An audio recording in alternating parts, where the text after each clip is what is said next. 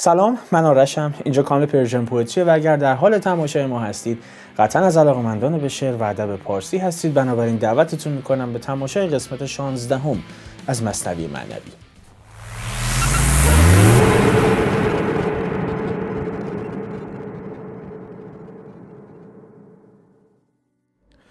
رسیدیم به قسمت 16. اگر 15 قسمت قبلی از مثنوی معنوی رو مشاهده نفرمودید، لینکش رو میذارم این بالا، دسترسی داشته باشید، حتما مشاهده بکنید.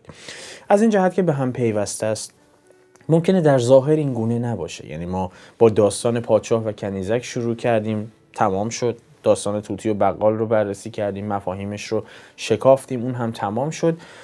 در اواسط داستان طوطی و بقال متوجه این موضوع شدید که این داستان وصل میشه به داستان اول، چون مربوط به خودشناسی بود و اینجا داشت در رابطه با قضاوت صحبت میکرد. این داستان رو هم کنار گذاشتیم و رسیدیم به داستان پادشاه جهود نصرانی کش که یک وزیر هیله‌گری هم داشت که در ظاهر ارتباطی به داستان طوطی و بقال نداره، اما در باطن چرا.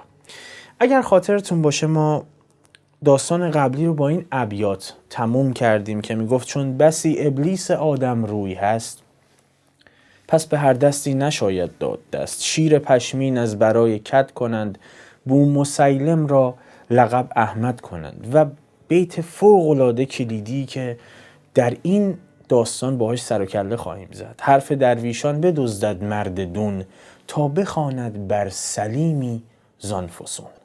اشاره به این موضوع داره که این مردان پست، دون و فرومایه، حرف و کلام بزرگان رو میدزدند و تقلید میکنن، همون رو بیان میکنن و به این واسطه برای خودشون اعتبار میخرن.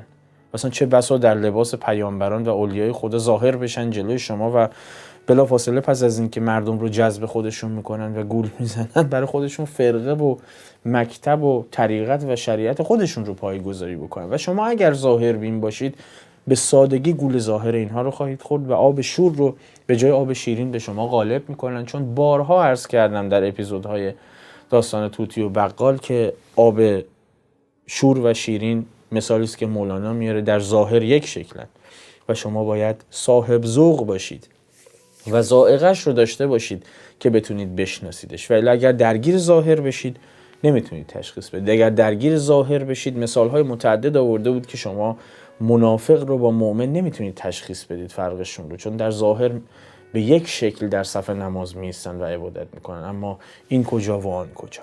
بنابراین اگر درگیر این ظاهر بشید بلافاصله گول خواهید خورد و حکم اون سلیمی رو پیدا میکنید که میگه براش فسون میخوندن و حیله‌گری میکردن سرش.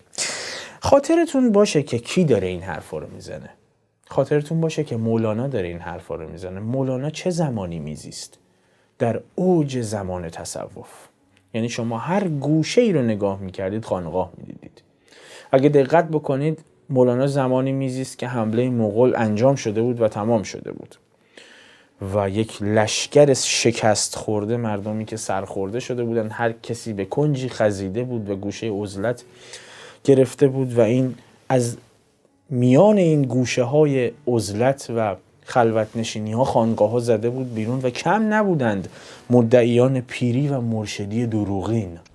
مولانا با اینکه خودش از این مرشدان جعلی و دروغین نبود، به خوبی اینها رو میشناخت و در سر تا سر مثنوی تعابیری به کار برده و تعاریفی از خانقاه ها کرده که شما اصلا میترسید اینها رو بخونید. در بخش های از دفتر سوم یک مثال عجیب و غریب حتی برای شما مطرح میکنه که مجموع این خانقاه هایی که من دارم میبینم الخیات و لوات و السلام، مجموعه اینها نتیجهش خیاطی و لوات هست و السلام. لوات یعنی همجنسگرایی. با احترام به اون دسته از عزیزانی که من رو میبینن و ممکنه همجنسگرا باشن، این من دارم مطلب مولانا رو منتقل میکنم خدمتون بنا به دلایلی که عرض میکنم خدمتون. به هر حال او از مکتب اسلامی بالا اومده، داره میگه که این خانقاه ها شده محلی که فقط به خیاط نیاز داره، برای اینکه یک خیاطی باشه، یک خرقه‌ای برای شما درست بکنه که شکل صوفیان بشید و بعد شروع بکنید خانقاه خودتون رو بنا بکنید، مکتب خودتون رو بنا بکنید و بعد صوفیان جوان رو بکشید داخل این خانقاه ها و بقیه‌اش هم که براتون قابل تشخیص است. علت اینکه این بیت رو هم براتون خوندم برای اون دسته از عزیزانی که دائما سوال میکنن از رابطه بین شمس و مولانا از من و مولانا بارها و بارها و بارها در مثنوی این نوع گرایش رو تقبیح کرده. حالا اینکه آیا جاش رو در خانقاه نمیدونه یا اصلا با این مکتب مخالفه، اینا رو بعداً بهش خواهم پرداخت. اما برای اینکه بدونید دارم عرض میکنم که بارها و بارها و بارها این رو تقبیح کرد. اصلا یک داستان در این رابطه در مثنوی داره که یک میره داخل یک خانقاهی و یک صوفی جوان رو میبینه که دور خودش دیوار چیده و رفته بالا و میگن که چرا این کارو میکنه؟ میگه من برای خودم یه حفاظی درست کردم، یه پروتکشنی درست کردم به خاطر اینکه اینا به من حمله ور میشن، من چون جوان هستم. بگذریم از اینها. اینو عرض کردم خدمتتون که بدونید اگر در رابطه با رابطه بین شمس و مولانا از من سوال میپرسید و گمان زنی هایی رو مطرح میکنید، در نظر داشته باشید که مثنوی پس از دیدار شمس و مولانا سروده شده، یعنی شمس دیگه رفته و این اتفاقات افتاده و پس از اینه که مولانا داره در مثنوی این رفتار رو تقبیح میکنه. بگذریم از خانقاه‌های همچین تصویری به شما ارائه میده و بسیاری از فقیهان و مرشدنماهای دوران خودش رو همون ابلیس آدم رو خطاب میکنه، ابلیس صفت خطاب میکنه و در مثنوی دائما هشدار میده که حواستون باشه گیر اینا نیفتید، تو دام اینا نیفتید. جایی میگه از هزاران تن یکی زین صوفیند، باقیان در دولت او میزیند. از 1000 تا صوفی نماهایی که من دارم اینجا میبینم یه دونشون صوفیه و بقیه دارن از قبل دولت او خودشون رو مطرح میکنن. حقیقت هم همینه. در عصر حاضر هم ببینید همین گونه است. یعنی از هزاران تن حقیقتا شاید یکی صوفی باشه و بقیه توهم عرفان زده باشن، توهم عارفانه داشته باشن. کارشون هم اینه که یک تصویر غبارآلود از دنیا ارائه میکنن، مخصوصا در این زمینه فقیهان ابلیس صفت، البته نه اونی که علم فقه داره.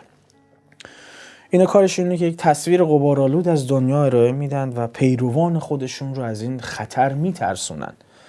لاجرم پیروان برای اینکه یک طریق و مسیر ایمن پیدا بکنن و از این خطر دور باشن محتاج این فقیه میشن و دیگه باقیش رو هم که میتونید حدس بزنید.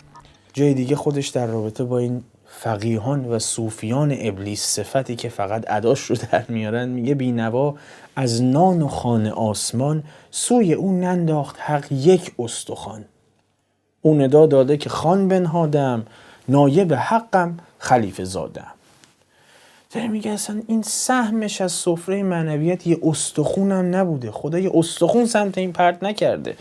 اون وقت الان ادعای تقرب به درگاه الهی رو داره و برای خودش سفره پهن کرده و سر سفره‌ای که هیچی توش نیست مردم رو دعوت میکنه و به اینها غذای کاذب میده برای اینکه کسب منفعت بکنه. باری از همینجا پل میزنه مولانا به داستان بعدی که امروز میخوام براتون تعریفش بکنم و این داستان 400 بیت داره و شاید 20 پست 18 الی 20 پست طول بکشه که تمومش بکنیم. بنابراین یک هشدار اساسی و جدی عرض میکنم خدمتتون. داستان اصلا تایتلش مشخصه، یک پادشاه جهود، یعنی یهود نصرانی کشه، پادشاه یهودی که عیسویان رو میکشت. اما در نظر داشته باشید که این داستان نه ارتباطی به یهود ستیزی داره، نه ارتباطی به مسیح ستیزی داره، هیچ ارتباطی به این موضوع نداره. ممکنه داستان با لحن شروع بشه که شما در ابتدا برداشتتون این باشه، اما یواش یواش صبوری بفرمایید، من تک به تک قسمت ها رو تقدیمتون میکنم، اپیزودها رو، و شما این سطر رو کنار میزنید، وارد عمق این داستان میشید و متوجه میشید که نه اصلا حرف مولانا انقدر سطحی نیست قطعا. و این رو هم در کنارش در نظر داشته باشید که من بارها و بارها اعلام کردم عزیزانی که بنده رو دارن مشاهده میکنن، این کانال رو انتخاب کردن و این محتوا رو از میون این حجم عظیم از محتوای زرد در شبکه‌های اجتماعی قطعاً اهل تفکرن. بنابراین قطعاً زود قضاوت نمی‌کنن راجع به کلام اون هم بزرگ مردی مثل مولانا. همونقدر که انتظار دارم این کلام درک بشه، وقتی دارم خیام تفسیر میکنم هم انتظار دارم اون کلام درک بشه. بنابراین اینجا ممکنه کلام دینی باشه و اونجا ضد دین.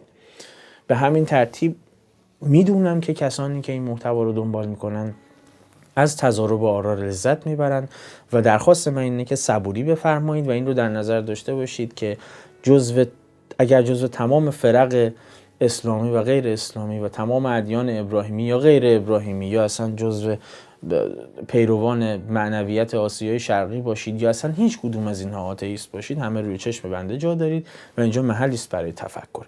بریم بپردازیم به یک پیش درآمدی از این داستان که حتما باید عرض کنم خدمتتون. عرض کردم پیش درآمدی رو باید عرض کنم خدمتتون، از این جهت که بسیاری از داستان‌هایی که اقتباس نشدن از یک داستان حقیقی و واقعی، زایده تصورات و تفکرات نویسندهشون یا شاعرشون هستند و خب داستان به عنوان مثال پادشاه و کنیزک که با هم خوندیم مسلماً پایه و اساسی نداره. این زایده تفکر مولاناست برای اینکه مطلبی رو به شما بفهمونه. این داستان هم همین گونه است، اما اونقدرها هم که فکر میکنید بی پایه و اساس نیست و کمی ریشه در مسیحیت امروزی داره و یکی از شخصیت‌های این داستان که در اپیزود دوم بهش خواهم پرداخت، یعنی وزیر این پادشاه، شخصیتش اقتباس شده از پولس رسول. فقط در ابتدای این پیش درآمد عرض بکنم خدمتتون که هیچ کدام از مطالبی که الان براتون مطرح میکنم گمان زنی های شخصی بنده نیست. یعنی میتونید توی اینترنت خودتون وقت بذارید مطالعه بکنید راجع بهشون. عزیزانی که بنده رو میبینن، بارها عرض کردم 50% مخاطبان ما بیرون از ایران هستن که خب ممکنه بخششون مسیحی باشن، قطعا اونا خودشون ماجرایی که الان مطرح خواهم کرد رو میدونن احتمالاً. و اگر از ادیان دیگری هم هستید که دارید این محتوا رو میبینید، راجع به این مطالبی که میگم مطلب بخونید حتما خودتون تو اینترنت مفصلا، چون بحث من نیست و گمان زنی شخصی من نیست. بزرگان ادیان متفاوتی در رابطه با این موضوع نظر دادن، مخصوصا بزرگان خود مسیحیت که از ورای این سه فرقه مشخص مسیحیت، یعنی کاتولیک ها و پروتستان ها و ارتدوکس ها، به این ماجرا نگاه میکنن.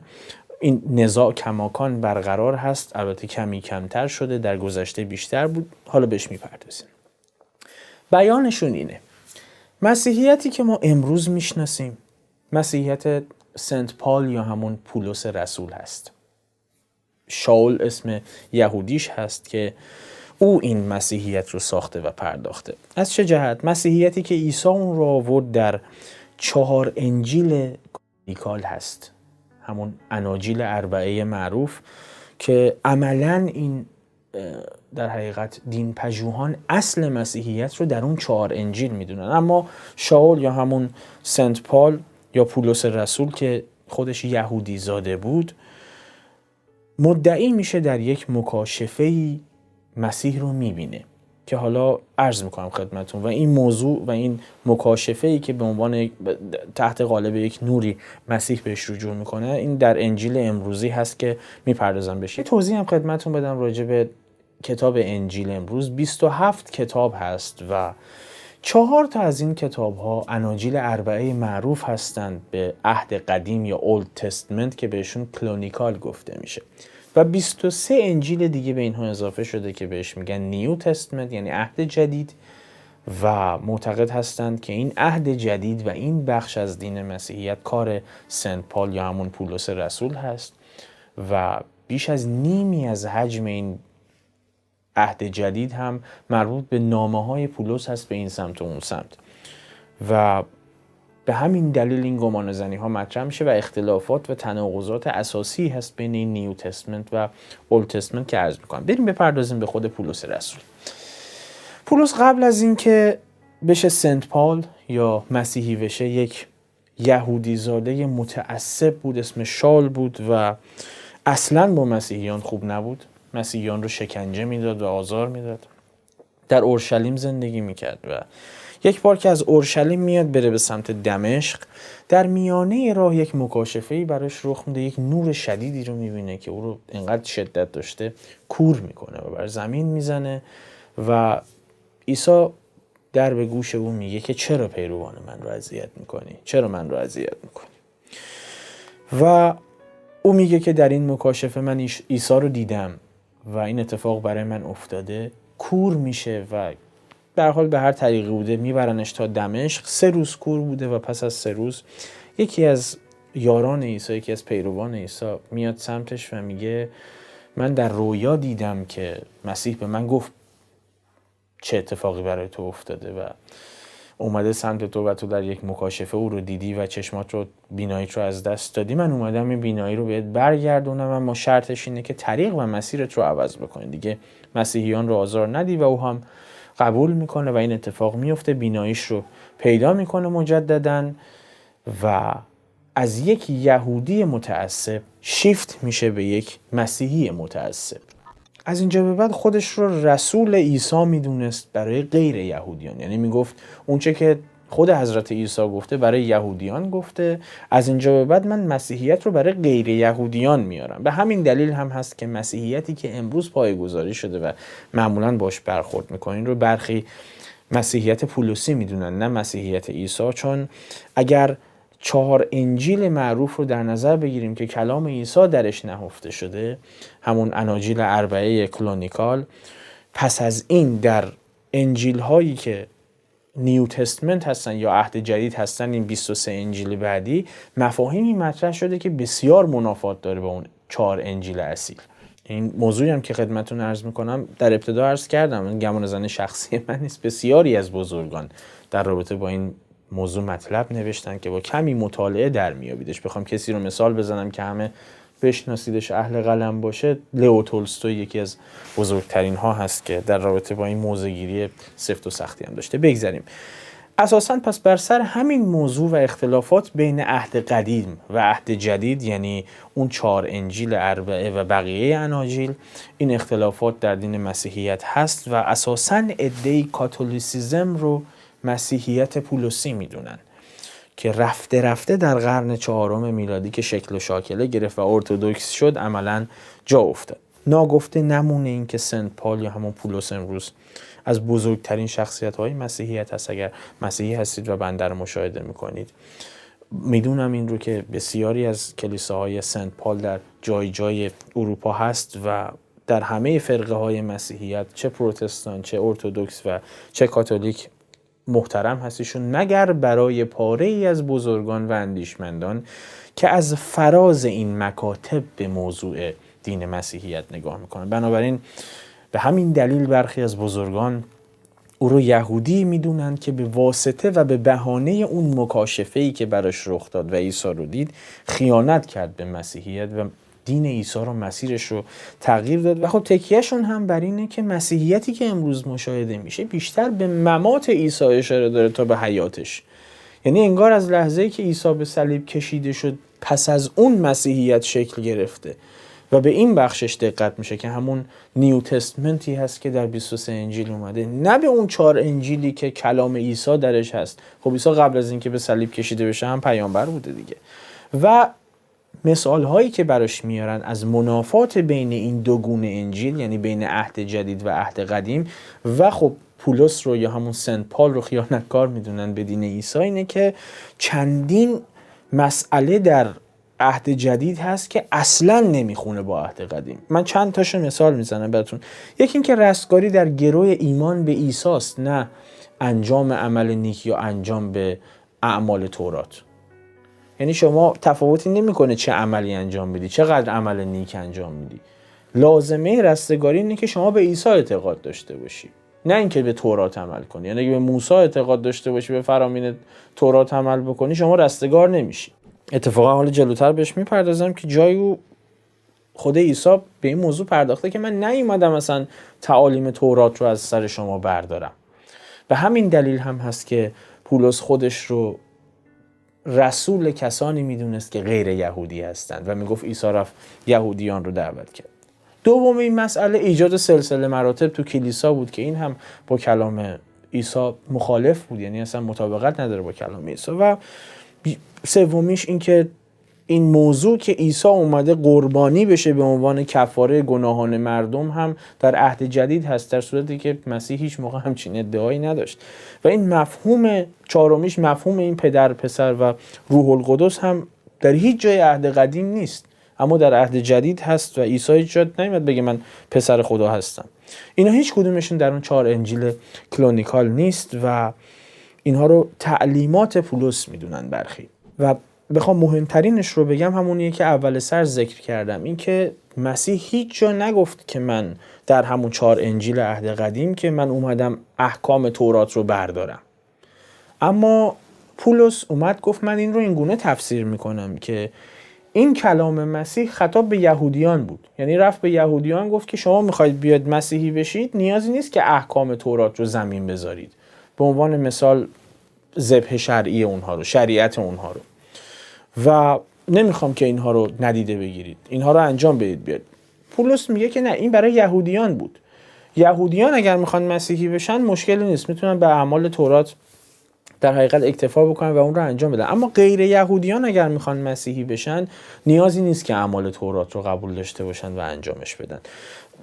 توجیهی که برای این مسئله اومده اینه که اون میخواست دایره رو بازتر بکنه تا افراد زیادی بیشتری رو دعوت بکنه به مسیحیت. بنابراین من کاری به درستی و غلطی اینها ندارم، من فقط به این موضوع کار دارم که این صحبت با صحبت عیسی منافات داشته و او حکم عیسی رو در رابطه با این موضوع لغو میکنه که باز هم عرض کردم ارتباطی به من نداره درست و غلط بودنش. همه اینها رو عرض کردم خدمت شما که بگم مولانا اقتباسی کرده از شخصیت پولس برای اینکه شخصیت وزیر رو در این داستان شکل بده.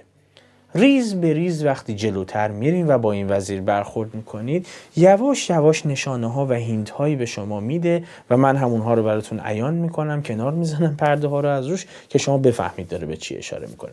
بریم سراغ داستان. حکایت آن پادشاه جهود که نصرانیان را میکشت از بحر تعصب. جهود درسته، جهودن درسته، عرض میکنم چرا. بیت 324 هستیم از ابتدای مثنوی. میگه بود شاهی در جهودان ظلم ساز، دشمن عیسی و نصرانی گداز. جهود عرض کردم درسته، جهود هم درسته، ولی جهود درستره چون معرب یهود هست. میگه بین این یهودیان یک پادشاه ظالم بیدادگری بود که حکومت میکرد، ظلم ساز بود، ظالم بود، دشمن عیسی و نصرانی گداز. دشمن عیسی و دینش بود و نصرانی گداز بود. نصرانی به پیروان مسیح میگن، به مسیحیان. میگه اولا با دین مسیح و خود عیسی مشکل داشت، دشمن بود، و نصرانیان یعنی پیروان عیسی رو میگداخت. نصرانی گداز بود، اینا رو میگرفت شکنجه میکرد و میکشت. عهد عیسی بود و نوبت آن او، جان موسی او و موسی جان او. ببینید خیلی باید به دقت مثنوی رو بخونید، به همین علت که عرض میکنم برای مولانا اصلا کاری نداشت بگه عصر عیسی بود و نوبت آن او. عصر یعنی دوران دیگه، عهد یعنی پیمان، اشاره داره میکنه به عهد قدیم و اون رو اصیل میدونه. میگه عهد عیسی بود و نوبت آن او بود، یعنی این عهد قدیم برای من اصالت داره. همون 4 انجیله که عرض کردم که به عهد قدیم اشاره میکرد، گفت این دوران حیات عیسی است، نه دوران مماتش. دورانیه که او نوبت اوست و او زنده است و داره پیغمبری میکنه. حالا جای جایش به این موضوعات اشاره میکنه که عرض میکنم خدمتتون. عهد عیسی بود و نوبت آن اون، یعنی دوران عیسی بود، یعنی دوره پیامبری عیسی بود. دوره پیامبریش هم برقرار بود، یعنی زنده بود. عهد قدیم. جان موسی او و موسی جان او. در حقیقت داره میگه عیسی جان موسی و موسی هم جان عیسی بود. حالا یکیشون یهودیت رو داشت پیگیری میکرد و حالا عیسی اومده بود و داشت مسیحیت رو گسترش میداد. چرا این رو میگه؟ چون پیامبران رو همه رو از یک گوهر میدونه، هیچ فرقی بین اونها نیست، همشون شعله هایی هستن که از یک نور واحد دارن نور میگیرن. فرق نمیکنه، همه رو خدا فرستاده روی زمین. به این مسئله در سوره آل عمران در آیه 84 اشاره شده که فرق نمیکنه به موسی و عیسی چی نازل شده باشه، هر چی نازل شده بر پیامبران هیچ فرقی نباید بذاریم میونشون و به همش باید گردن بنهیم. بنابراین اینجا داره به این موضوع اشاره میکنه که این دوتا یکی بودن، مثلا دوتا نبودن که فرقی نمیکنه، همشون از سمت خدا اومده بودن. و شروع میکنه درجا از همون مثالهای جذاب زدن، چیزی که به ذهن شما هم نمیرسه. در بیت 326 میگه شاه احول کرد در راه خدا آن دو دمساز خدایی را جدا. احول یعنی لوچ، کسی که چشش چپه. دقت کرده باشید چش که چپ باشه هر یه چیزی رو دوتا میبینید شما. حالا عرض میکنم چرا میگه احول اینجا. میگه اون شاه یهودی که احول بود، چشش چپ بود، چش خودش چپ نبود، چشم دلش چپ بود، منظورش این هست، و چشم دل نداشت عملاً. اون داشت یکی رو دوتا میدید، دچار هوای نفسانی بود، اغراض شیطانی داشت، غرضش شیطانی بود. آن دو دمساز خدایی را جدا دید، یعنی اون دو تا پیغمبر الهی که هر دو از یک منشأ و مأخذ و منبع اومدن و دارن شروع میکنن به پیغمبری کردن، این دوتا رو، این طریق و مسیر اینها رو از هم جدا میدونست. فکر میکرد اگر اهل این فرقه است باید اون فرقه رو تکفیر کنه، اگر اهل این فرقه است باید اون فرقه رو تکفیر کنه و این هیچ ربطی به این نداره که مولانا 800 900 سال قبل زندگی میکرد. هنوزم این ماجرا متاسفانه هست. بگذاریم به این مسائلی که آیا دین داره چه میکنه، مسیری که اصلا من با این موضوعات کار ندارم، این که آیا دین داره مسیر منطقی رو جلو میره یا نمیره و چقدر پاسخگوی نیاز بشر امروز هست، حالا اینا رو به وفور با هم صحبت میکنیم در پست‌هایی که در رابطه با خیام میذارم که اتفاقا پست بعدی هم از خیام هست. میگه این شاه احول، این شاهی که چشم دلش چپ بود، این دوتا که از یک منبع می اومدن و هر دوشون داشتن پیام خدا رو ابلاغ میکردن و تفاوتی نمیکرد رو دوتا دید. اینا رو از هم جدا کرد، یعنی حقیقت واحد این دوتا پیغمبر رو دوگونه برداشت کرده بود. در بیت بعدی یک مثال جذاب براتون میزنه. گفت استاد احولی را کنده را، رو برون آر از وثاقان شیشه را. طبق معمول مولانا عرض کردم براتون یک موضوع رو مطرح میکنه و بعد براتون پشت هم مثال میزنه که قشنگ شیرفهم بکنه موضوع رو به ما. میگه استاد، یه استادکاری به شاگردش که احول بود، اون هم چشش چپ بود، نه چشم روی صورتش، کنده را، میگه بیا برو از داخل اون وثاق، از داخل اون اتاق، اون فلان شیشه که معلومم هست کدوم شیشه است، اون رو بیار. رو برون آر از وثاق آن شیشه را، برو اونو برده برای من بیار. اشاره میکنه به یک موضوعی که عمیق‌تر از این مسئله ظاهری است که عرض میکنه. گفت احول زان دو شیشه من کدام پیش تو آرم، بکن شرح تمام. این شاگرد لوچ بلند شد رفت تو اون اتاقه، استاد بهش گفته او برو اون شیشه رو بردار بیار. اون یه دونه شیشه بوده دیگه، اون شیشه. اینم میره اون تو، چشش چپ بوده دیگه، این شیشه رو نگاه میکنه دوتا میبینه. بعد برمیگرده به استاد میگه که من کدومو بردارم بیارم؟ زان دو شیشه من کدام پیش تو آرم، بکن شرح تمام. میگه بگو من کدومو بردارم بیارم، بگو من معطلم اینجا. در بیت بعدی میگه گفت استا آن دو شیشه نیست رو، احولی بگذار و افزون بین مشو. اینجا برمیگره بهش میگه دو تا شیشه نیست. کدوم دو تا شیشه رو داره میبینی؟ یه شیشه است. دست از دو بینی بردار، کسرت بین نباش که. یه لحظه فوکس کن، تمرکز کن، یه دونه شیشه است، من هم اون شیشه رو میخوام. در بیت بعدی این احول که چشماش چپ بوده و دوتا میدیده، فکر میکنه که اوستاکارش داره طعنه بهش میزنه و اذیتش میکنه، مسخرهش میکنه، در صورتی که واقعا باورش نمیشد که داره دوتا میبینه. گفت ای استا مرا طعنه مزن. گفت استا زاندو یک را در شکن. برمیگره به اوستاش میگه منو مسخره نکن، اینجا دوتا شیشه است، اگه یه دونه بود که میآوردم برات، دوتا دارم اینجا من شیشه میبینم. این اوستاکارم که آدم عمیقی بوده میبینه که این داره اصرار میکنه به اشتباه خودش و دوبینیش، میگه دوتاست. اونم میگه آره. میگه نه، جفتش یه مدله، یکیشو بشکن دیگه، دوتاست، یکیشو بشکن، یکی میمونه اونو بعد بیار. شیشه یک بود و به چشمش دو نمود، چون شکست تو شیشه را دیگر نبود. میگه اونجا یه دونه شیشه بود دیگه. وقتی اوستا بهش گفت بشکن، زد شکوند. فکر میکرد دوتاست، یکیشو شکوند، دید حالا هیچی نیست. ببینید چه مثالی رو داره میاره مولانا، یعنی ذهن این بشر تا کجا میرفته. چه مثالی رو برای شما میزنه برای اینکه اون پادشاه رو نقد بکنه و بهش بگه این عیسی و موسی هر دوشون یکی بودند، هر دو از یک چشم نور میگرفتند. تو دو بینی داشتی، تو کسرت بین بودی که اینها رو جدا میدونستی، تو متعصب بودی و تعصب داشتی. چون یکی بشکست هر دو شد ز چشم، مرد احول گردد از میلان و خشم. میگه دوتا داشت میدید، یه دونه ولی بود. بلا فاصله چون یکی بشکست، چون اون یه دونه رو شکوند، یه لحظه هر دو شد ز چشم، دیگه جفتش ناپدید شده. تازه دوزاریش افتاد که یه دونه بود، این دوتا نبود. این اوستاکار من داشت راست میگفت. و همینجاست که میگه بله، مرد احول گردد از میلان و خشم. میگه همین میشه نتیجه تعصب. مرد اگر رجوع بکنه و تمایل پیدا بکنه به هوا و هوس نفسش، به امیال مادی و نفسانیش، یا اگر دچار خشم و غضب بشه، نتیجهش میشه کجبینی و کجندیشی، دچار عدم تعادل روحی و فکری خواهد شد. اوساکار چیکار کرد؟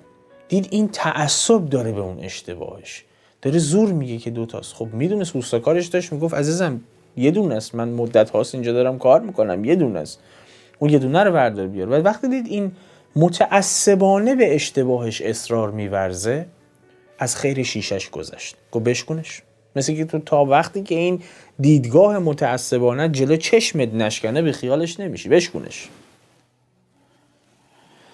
و در بیت بعدی میگه خشم و شهوت مرد را احول کند، ز استقامت روح را مبدل کند.